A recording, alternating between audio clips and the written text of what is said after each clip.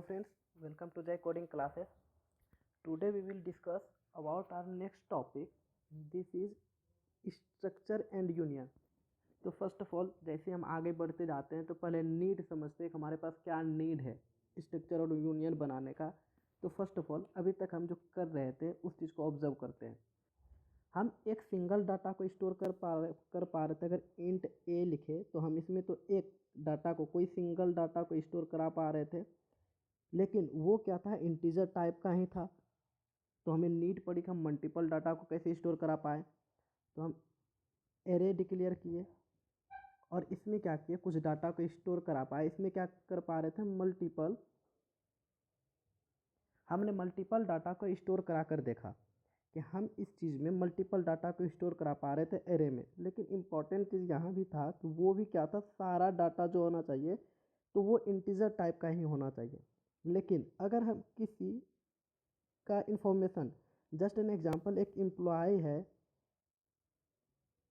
हमारे पास एम्प्लॉय अगर कोई है तो उसके क्या हो सकते हैं, मल्टीपल्स डाटा हो सकता है। या फिर अगर कोई स्टूडेंट है तो उसके जो डाटा को अगर स्टोर करने की नीड पड़ जाए, कोई एक सिंगल स्टूडेंट है, जस्ट एन एग्जांपल कि स्टूडेंट S1 है, इसका हमें डाटा स्टोर कराना है, स्टूडेंट S1 का डाटा स्टोर कराना है। तो स्टूडेंट इसके पास क्या क्या हो सकता है, नेम हो सकता है, रोल नंबर हो सकता है एंड आईडी हो सकता है। आईडी तो रोल नंबर ही हो गया। इस तरह से इसके पास क्या हो सकता है, ये क्या होगा, नेम जो भी होगा एक स्ट्रिंग टाइप का होगा और ये क्या होगा, इंटीजर टाइप का होगा। सिमिलरली एक एग्जांपल, अगर एम्प्लॉय देखा जाए तो एम्प्लॉय के पास क्या क्या हो सकता है। एम्प्लॉय के पास हो सकता है, एम्प्लॉय का नेम होगा, कुछ इसका यूनिक आईडी होगा और इसका कुछ सैलरी हो सकता है, इसका कुछ सैलरी हो सकता है। तो आईडी हमारे पास किस टाइप का होगा, इंटीजर टाइप का होगा। नेम इस क्या हो सकता है, स्ट्रिंग टाइप का होगा। और सैलरी क्या हो सकता है, सैलरी हमारे पास फ्लोट और इंट कुछ भी हो सकता है। और हम ऐड कर सकते हैं एज भी, हम एज ऐड कर सकते हैं कि एज कितना है। तो एज हमारा क्या होगा, एक इंटीजर टाइप का वैल्यू होगा। तो एक चीज़ ऑब्जर्व करने के लिए है कि हम यहाँ पर ये चीज़ अभी तक नहीं कर पा रहे थे कि हम किसी का भी डाटा स्टोर नहीं करा पा रहे थे मल्टीपल फॉर्मेट में। अगर हमारे पास मल्टीपल टाइप्स के डाटा है, इंट, स्ट्रिंग, फ्लोट, इस तरह के कंबाइंड डाटा है, तो उसको मुझे स्टोर कराने में अभी तक हमने करा कर नहीं देखा। तो हमारे पास नीड आ रही थी कि इस चीज़ को कैसे स्टोर करा पाएंगे। तो इस चीज़ को ही स्टोर कराने के लिए हमारे पास कॉन्सेप्ट आया स्ट्रक्चर एंड यूनियन का। Got it. तो फिर यहाँ पर बात आएगा, स्ट्रक्चर और यूनियन अलग अलग है या फिर सेम है। तो दोनों डिफरेंट है, डिफरेंट सिनेरियो में हम यूज करते हैं। तो फर्स्ट ऑफ ऑल, जैसे हम स्ट्रक्चर में सब काम करते हैं वैसे ही यूनियन में करते हैं, यह बात ध्यान रखना है। अगर हम कोई एग्जांपल स्ट्रक्चर के लिए क्रिएट करते हैं तो हम सिमिलर मैनर में यूनियन के लिए कर सकते हैं। तो जस्ट एन एग्जांपल कि हम स्ट्रक्चर को देखते हुए आगे बढ़ेंगे और आपको अंडरस्टैंडिंग आना चाहिए कि यूनियन कैसे हम डिक्लेयर कर रहे होते हैं, सिमिलर मैनर में करते हैं। और इम्पॉर्टेंट थिंग कि हमारे पास इंटरव्यू में या फिर हमारे पास यूनिवर्सिटी एग्जाम्स में डिफरेंसेस आ जाता है कि स्ट्रक्चर और यूनियन में डिफरेंसेस बताओ कि क्या डिफरेंस होता है स्ट्रक्चर एंड यूनियन में। तो उस चीज़ को हम देख रहे होंगे, लेकिन उसके पहले हम डिक्लेयर करने सीखते हैं कि कैसे हम डिक्लेयर कर पाते हैं स्ट्रक्चर को और यूनियन को। तो स्ट्रक्चर और यूनियन को डिक्लेयर ऐसे कुछ कर सकते हैं सिंपली। स्ट्रक्चर और यूनियन का डिफिनेशन क्या हो सकता है, collections of different types of data type. ये क्या कर रहा होता है, हमारे पास डिफरेंट टाइप के डाटा टाइप को स्टोर कर रहा होता है। एंड ऑब्वियसली हमने अभी देखा भी कि ये क्या कर रहा है, डिफरेंट टाइप के डाटा टाइप्स को हमें नीड पड़ रही है स्टोर कराने की। तो इसको कैसे ये स्टोर कराएगा तो वो देखते हैं। फर्स्ट ऑफ ऑल इसके सिंटैक्स को देखते हैं। स्ट्रक्चर के लिए एक स्ट्रक्ट कीवर्ड यूज करते हैं एंड उसके बाद कोई भी नाम का हम बना सकते हैं structure, like employ, student, man, women, कुछ भी जो आपका मर्जी, उस नाम का एक आप डिक्लेयर कर सकते हैं। जस्ट एन एग्जांपल कि एम्प्लॉय का अगर हम डाटा स्टोर कराना चाहते हैं तो एम्प्लॉय बना लेते हैं। और एम्प्लॉय के लिए अभी हम क्या कर रहे हैं, कुछ बेसिक सा टर्म, एक इंटीजर टाइप का एज स्टोर करा लेते हैं, कैरेक्टर टाइप का नेम, दैट मीन्स हम एरे बना लेंगे या फिर स्ट्रिंग में इसको स्टोर करा लेंगे कैरेक्टर नेम को, एंड फ्लोट टाइप का सैलरी होगा। आप यहाँ ऑब्जर्व कर पाएंगे कि ये क्या है, मल्टीपल टाइप्स का हमारे पास डाटा टाइप्स यूज हम यहाँ पर कर पा रहे हैं। सिमिलर यूनियन में क्या होता है, सब कुछ सेम है, सिर्फ एक कीवर्ड का चेंजेस आता है यूनियन। Got it. अब जो भी काम हम स्ट्रक्चर के साथ जैसे कर सकते हैं सिमिलर यूनियन के साथ भी कर सकते हैं, बट यहाँ पर सिर्फ कीवर्ड अगर हम यूनियन डिक्लेयर कर दिए मतलब वो यूनियन बन गया, और स्ट्रक्चर अगर स्ट्रक्ट कीवर्ड यूज कर दिया तो वो स्ट्रक्चर के साथ आ गया। Got it. एक एग्जांपल देखते हैं कि इसको हम कैसे एक्सेस कर पाते हैं, डाटा कैसे स्टोर कर पाते हैं, इन सब चीज़ों को देखते हैं, फिर इसको प्रैक्टिकली एक बार करके देखेंगे। जस्ट एन एग्जांपल कि हम इस चीज़ का एक टेम्पलेट बना लें, और ये चीज़ समझना बहुत इंपॉर्टेंट है स्ट्रक्चर और यूनियन, क्योंकि आगे जब आप क्लासेस पढ़ेंगे आप उप्स के कॉन्सेप्ट में, तो इसी से रिलेटेड सब कुछ आपको मिलता हुआ दिखेगा। तो इन चीज़ों को समझना बहुत ज़रूरी है। तो फर्स्ट ऑफ ऑल क्या कर रहे होते हैं हम, इंपॉर्टेंट थिंग कि स्ट्रक्चर जब भी हम क्रिएट करते हैं, जस्ट एन एग्जांपल कि ये टेम्पलेट हम क्रिएट कर लिए कि किसी भी यूजर, अब एम्प्लॉय S1 का अगर मुझे स्टोर कराना है तो S1 के लिए ये तीनों चीज़ होगा, S2 के लिए भी ये तीनों चीज़ होगा, S3 के लिए भी ये तीनों चीज़ होगा। तो इस तरह से आगे बढ़ते जाएगा। तो हम कैसे कहाँ लिख रहे होते हैं, इंट मेन, जब मेन फंक्शन शुरू होता है हमारा उसके अंदर ये हम स्ट्रक्चर को डिफाइंड कर देते हैं कि ये हमारा स्ट्रक्चर है, एक एम्प्लॉय नाम का स्ट्रक्चर है जिसमें कि age, name and salary defined है। Got it.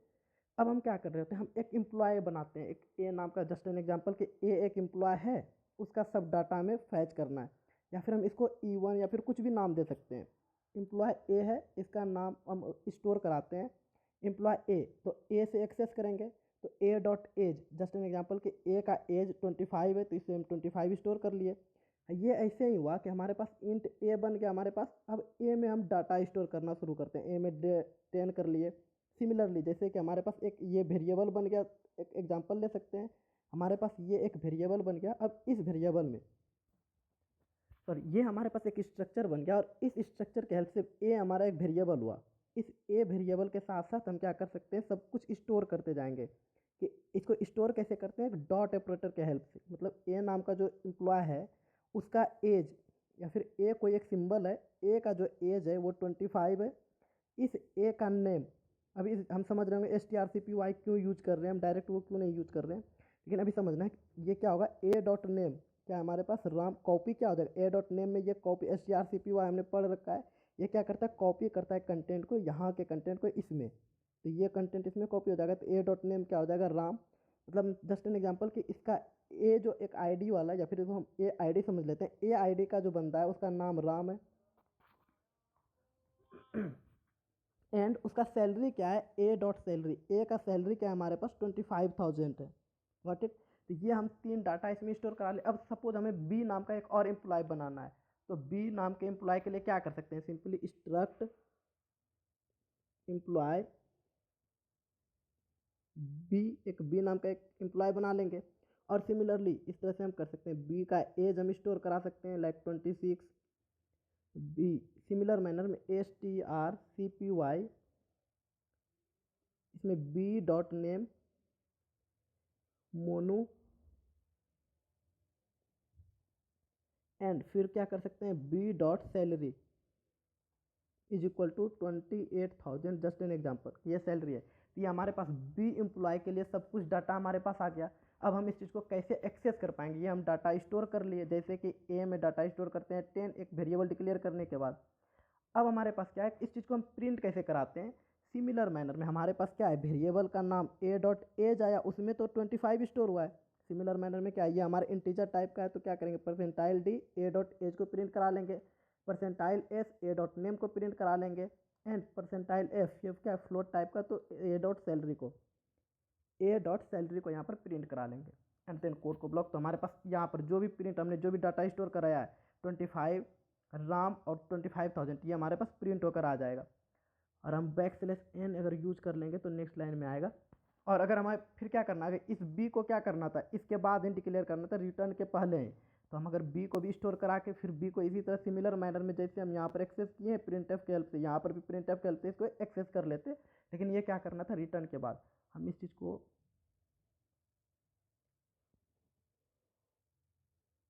यहाँ भी कर सकते हैं, यहाँ पर लिख लेंगे। अब यहाँ पर अगर हम printf स्टेटमेंट इसके साथ अगर यूज कर लेंगे तो हमारे पास क्या आ जाएगा, सारा चीज़ बी के लिए डाटा आ जाएगा। व्हाट इट, आई होप बात समझ में आया होगा। अब इस चीज़ में एक इंपॉर्टेंट थिंग कि हम ये चीज़ क्यों किए, strcpy से क्यों स्टोर किए हैं, इसको एक बार समझते हैं। हम जब भी अब देखे होंगे स्ट्रिंग डिक्लेयर किए थे, या तो ऐसे कर रहे थे या तो यूजर से ले रहे थे। ये हमारे पास एक करेक्ट ऑप्शन है। दूसरा ऑप्शन क्या है, लेकिन हम इस तरह से नहीं कर सकते हैं, जैसे कि हम int a is equal to 10 करें, ये एक वैलिड तरीका है। फिर int a is equal to 10, ये भी हमारे पास वैलिड तरीका है। लेकिन स्ट्रिंग में हम ये नहीं कर सकते कि कैर नेम यहाँ पर हम डिक्लेयर करें, उसके बाद नेम को यहाँ पर हम डिक्लेयर करें और यहाँ पर इनिशियलाइज कराएं। ये हमारे पास ये एरर फाइंड करता है, ये हमें एरर देता है, तो ये मेथड नहीं है। लेकिन हम अभी तक क्या कर पाते यहाँ पर, अगर ये नहीं यूज करते तो हम सिंपली जैसे ए डॉट एज लिखते, तो यहाँ पर यही तो लिख रहे होते a dot name is equal to Ram. तो ये क्या हो गया, यहाँ पर हमारा इनिशियलाइजेशन हुआ और यहाँ पर हम डिक्लेयर कर रहे हैं, तो ये हमारे पास एरर प्रोम्प्ट देता है, इसीलिए हम ये तरीका यूज नहीं कर सकते। और पहला तरीका क्या था, जहाँ पर बनाओ वहीं इनिशियलाइज कराओ, तो हमें क्या होता है जहाँ पर बनाए वहीं इनिशियलाइज, लेकिन ये तो हमें करने के लिए यहीं पर इनिशियलाइज, तो सबका नाम तो फिर राम ही हो जाता, तो हमको सबके नाम में तो अलग अलग करना है। तो उसके लिए हमारे पास क्या एक और मेथड है कि हम यहाँ पर पहले जो डिक्लेयर कर चुके हैं या इस तरह से डिक्लेयर कर लिए, उसके बाद क्या कर दो, strcpy का यूज करके हम इस चीज़ को करेक्ट कर सकते हैं। तो strcpy क्या करता है, कॉपी करता है कंटेंट को, राम नाम के कंटेंट को क्या क्या नेम में कॉपी करेगा, और नेम को हम कैसे एक्सेस करते हैं, ए डॉट नेम से, तो ए डॉट नेम कैप्स ए यहाँ पर, तो ए डॉट नेम में क्या हो जाएगा, राम कॉपी हो जाएगा और हमारे पास ए डॉट नेम को अब एक्सेस करेंगे तो राम प्रिंट होकर आएगा। Got it. इसको हम प्रैक्टिकली करके देखते हैं एक बार, ताकि हमें समझ रियलिटी भी पता चले कि कैसे काम करता है। तो देखते हैं स्ट्रक्चर के साथ काम करके कि स्ट्रक्चर और यूनियन कैसे मल्टीपल टाइप्स के डाटा टाइप्स को स्टोर कर पाता है। फर्स्ट ऑफ ऑल, जब हम strcpy को यूज कर रहे होंगे तो स्ट्रिंग के लिए हम ये चीज़ यूज कर रहे होंगे, तो स्ट्रिंग हेडर फाइल इंक्लूड इसलिए किए हैं। And now first of all हमें एक स्ट्रक्चर डिफाइंड करना होगा, तो स्ट्रक्ट कुछ भी नाम, जस्ट एन एग्जांपल के भी हम एग्जांपल एम्प्लॉय के लिए किए थे, एम्प्लॉय के लिए बना लेते हैं एम्प्लॉय। एंड नाउ हमें इसके अंदर क्या क्या रखना है, तो इंट जस्ट एन एग्जांपल की age, and then character type का नाम होगा कैर, नेम, उसका साइज हम सपोज 50 अभी सपोज कर लेते हैं, एंड फ्लोट, हमारे पास फ्लोट टाइप का क्या होगा, सैलरी।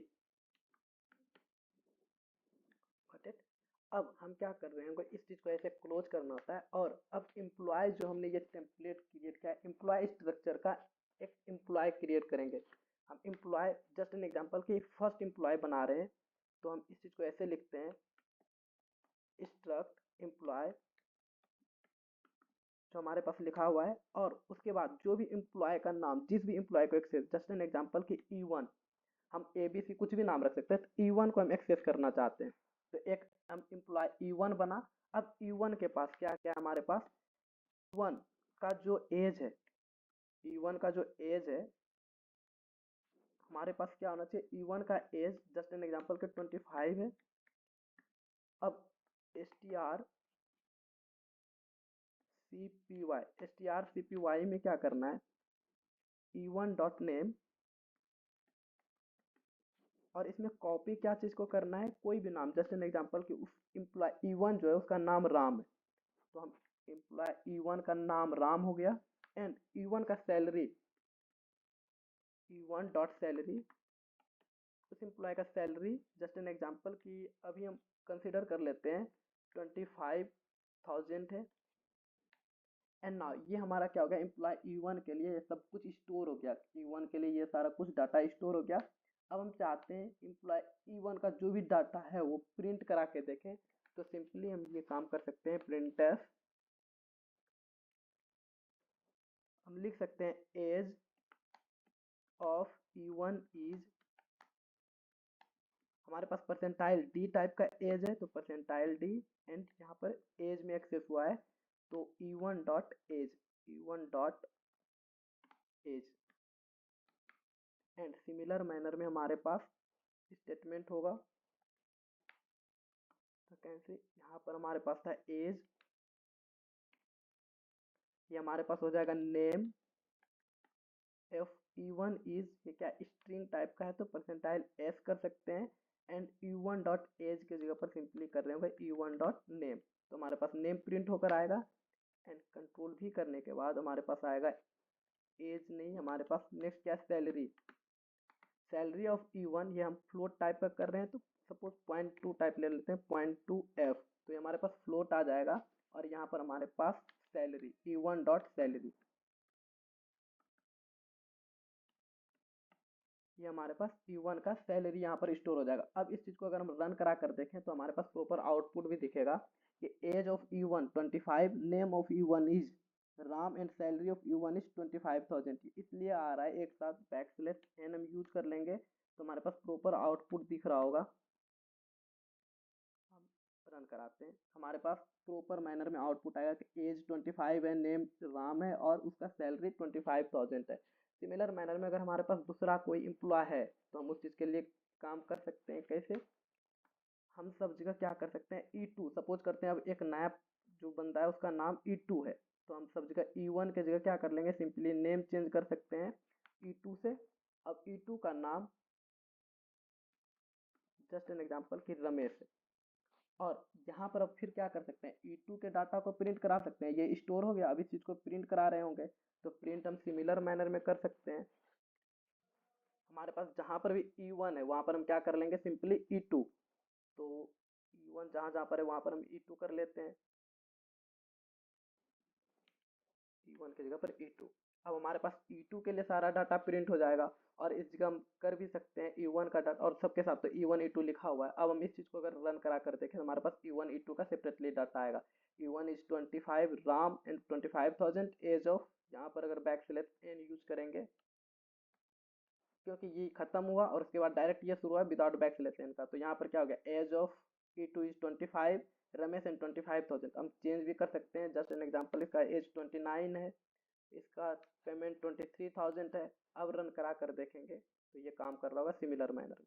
Got it? तो आई होप बात समझ में आया होगा कि हम इस को कैसे स्ट्रक्चर कैसे क्रिएट करते हैं और कैसे डाटा को स्टोर करते हैं, कैसे डाटा को एक्सेस करते हैं। तो with the help of dot operator हम डाटा को स्टोर कर पा रहे होते हैं एंड सिमिलर मैनर में उसको एक्सेस कर पा रहे होते हैं। Got it? अब चलते हैं इसके डिफरेंस को देखते हैं कि स्ट्रक्चर और यूनियन में क्या डिफरेंसेस होता है, क्योंकि ये यूनिवर्सिटी के एग्जाम्स में जनरली पूछे जाने वाले क्वेश्चंस हैं कि what is the difference between structure and union. तो हम कैसे इसको लिख रहे होंगे, कैसे इसको एक्सप्लेन कर रहे होंगे और उसके डिफरेंसेस को समझने का ट्राई करते हैं कि क्या डिफरेंसेस आता है। तो देखते हैं स्ट्रक्चर और यूनियन में क्या डिफरेंसेस है। तो स्ट्रक्चर और यूनियन में डिफरेंसेस तो हम लाइन बाय लाइन देखते हैं, हमने इसको अलग से सेपरेटली लिख रखा है। तो पहला डिफरेंस जो है, structure keyword are use to declare structure. Structure नहीं, यहाँ पर पहला ही गलती हो गया, स्ट्रक्ट कीवर्ड। तो हम struct keyword are use to declare structure, तो हम स्ट्रक्ट कीवर्ड यूज करते हैं। हमने अभी देखा भी कि हम जब स्ट्रक्चर डिक्लेयर कर रहे होते हैं तो स्ट्रक्ट कीवर्ड यूज करते हैं एंड यूनियन के लिए यूनियन कीवर्ड यूज करते हैं। तो वही डिफरेंस हमारे पास नेक्स्ट डिफरेंस है, union keyword is use to declare the union. First difference is clear. Structure variable will allocate memory for all the members separately. इसको ध्यान से समझना है कि ये हम एक स्ट्रक्चर जो क्रिएट किए हैं इसमें हमारे पास मेमोरी जो डिक्लेयर होता है सबके लिए सेपरेटली डिक्लेयर होता है कि अगर मेमोरी में स्पेस एलोकेट होगा तो एज के लिए जो हमारे पास क्या है 4 बाइट का, तो ये 4 बाइट का अलग से सेपरेट होगा। नेम के लिए 50 साइज का है तो कैरेक्टर एक एक साइज का लेता है, तो यहाँ पर 50 साइज का है तो ये हमारे पास 50 बाइट का अलग से ये नेम के लिए स्टोर होगा, नेम के लिए जगह मिल रहा होगा। एंड सैलरी के लिए फ्लोट है तो ये भी 4 बाइट का लेगा, तो ये सैलरी के लिए स्पेस मिल रहा होगा।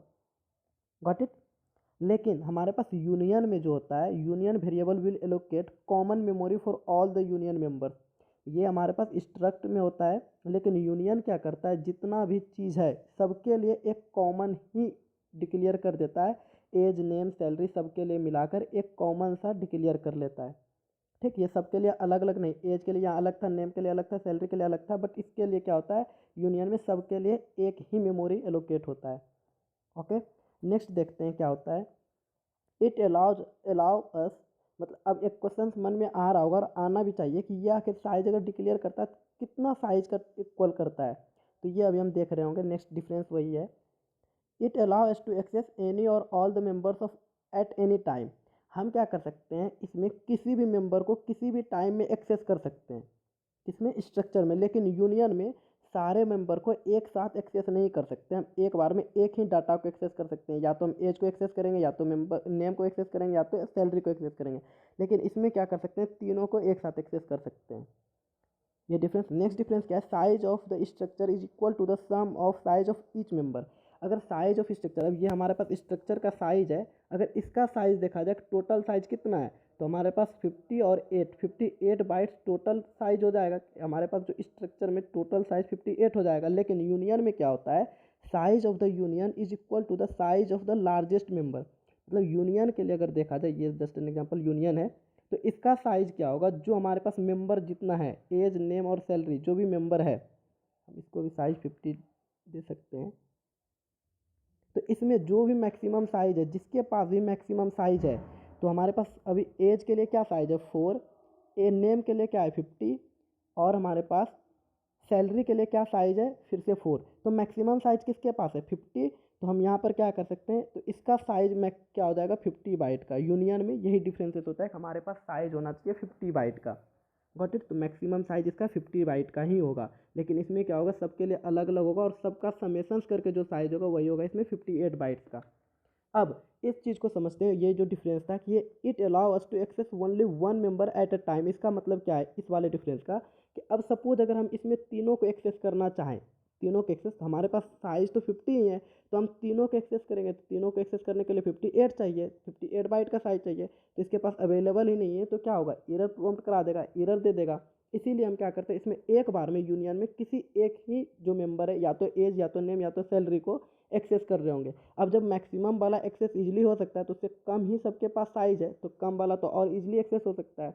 ये हो सकता है ना कि हमारे पास ये घर है, तो हम इसमें इतना बड़ा आदमी को नहीं रख सकते, जस्ट एन एग्जांपल। लेकिन अगर हमारे पास इतना बड़ा घर है, तो इसमें छोटा आदमी को तो रख ही सकते हैं। तो वही बात है कि हमारे पास इतना बड़ा घर है, यूनियन का साइज, तो हम एज को, सैलरी को तो एक्सेस कर ही सकते हैं, लेकिन और जो इसका मेन परफेक्ट साइज है वो भी रख सकते हैं, तो इसको हम एक्सेस कर सकते हैं, लेकिन एक साथ में सबको नहीं कर सकते हैं। What it. आई होप ये डिफरेंसेस भी समझ में आया होगा। अब नेक्स्ट हम देखते हैं, नेक्स्ट डिफरेंस क्या है। नेक्स्ट डिफरेंस है memory do not share, members do not share memory in a structure.